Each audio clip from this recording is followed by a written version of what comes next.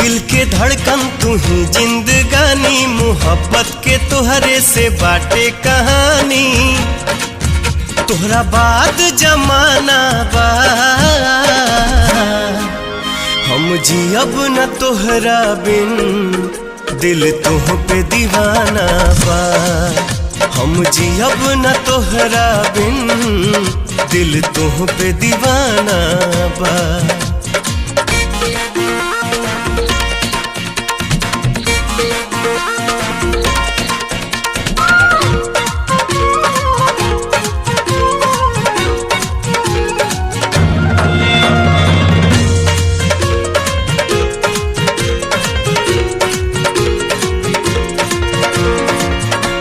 देखे में लौके लाई दुनिया जान के,